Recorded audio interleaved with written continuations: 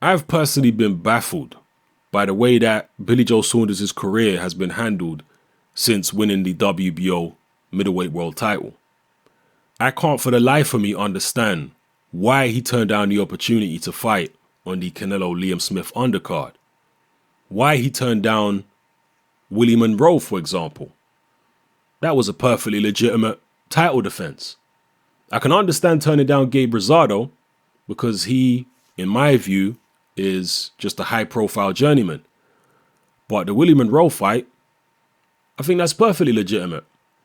He also turned down several other fighters. Now, maybe I'm wrong, but I personally don't think that Billy Joe Saunders was afraid to fight any of those guys. I'm starting to think that these decisions were not really being made by Billy Joe Saunders, but rather by Frank Warren. I can't prove this. It's just speculation. It's just my opinion. I'm not making any accusations, but this is my view as an outsider looking in.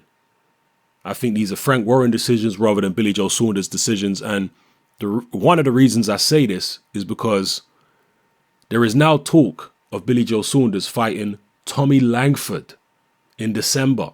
That's right. The same Tommy Langford who was scheduled to fight Chris Eubank Jr. for the British middleweight title. That Tommy Langford. The Tommy Langford who was also signed to Frank Warren just like Billy Joe Saunders. It seems to me that Frank Warren wants to keep all the money in-house if he can. Box Nation and Queensbury Promotions are not exactly flying at the moment in terms of their business. In-house fights are a lot more profitable than when you have to pay half of the money out to, or sometimes more than half of the money out, to a different promotional entity. When the pot is not all kept within your camp. Frank Warren and most promoters do like in-house fights for that reason. A good example of an in-house fight that Frank Warren had a couple of years back, which in my view wasn't the best deal for his fighter or for one of his fighters, and also wasn't a fight that the public particularly wanted. And that was the rematch between Tyson Fury and Dereck Chisora. Even Tyson Fury himself said, I don't know why I'm fighting Chisora again. It's a pointless fight. Chisora didn't want the fight. He wanted to go and fight Povetkin in Russia. Whereas it seems Frank Warren really insisted. Again, I don't have any proof for this. This is just as an outsider looking in. It seems that Frank Warren really insisted on having that fight because Tyson Fury had a deal with Box Nation.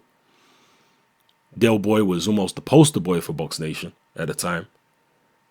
And so Frank Warren wanted a big blockbuster in-house heavyweight fight. It clearly wasn't a blockbuster, but still, for Frank Warren, it was a relatively big fight. And perhaps that's what he's looking at doing here with Billy Joe Saunders and Tommy Langford. If Billy Joe Saunders and Tommy Langford get past their next opponents, because they're both scheduled to fight, I believe it's this month. Or is it Billy Joe next month? I think it's both this month. I'll have to check. Or you can tell me in the comment section below. If they both get through that, then they're looking to set up Billy Joe against Tommy Langford for Billy Joe's world title. And to be 100% fair, Tommy Langford is ranked quite highly in the WBO.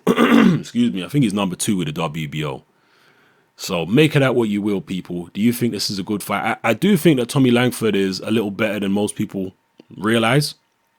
And I said this when his fight with Eubank Jr. was announced. I said that I've had a look at Langford and he's actually quite a good boxer. And some people may not know that he did beat Callum Smith in the amateurs. So he was a pretty decent amateur. However, him versus Billy Joe Saunders, would you really expect Tommy Langford to win? It would certainly be an upset if he was able to win. Most people will be picking Billy Joe and picking him in a big way. Just let me know how you feel about this potential fight. Do you think it will happen? I personally think there's a very good chance it will happen. If they both win, it could take place. The only thing that might derail it is if the Golovkin fight comes up for Billy Joe Saunders, because he says he desperately wants to fight and he will definitely take Golovkin in December. Will Frank Warren allow that? Maybe he will. where else is he going to get a big payday out of Billy Joe Saunders from? There's nothing on the horizon at the moment. So unless the Golovkin fight happens, I reckon Billy Joe Saunders versus Tommy Langford is going to take place.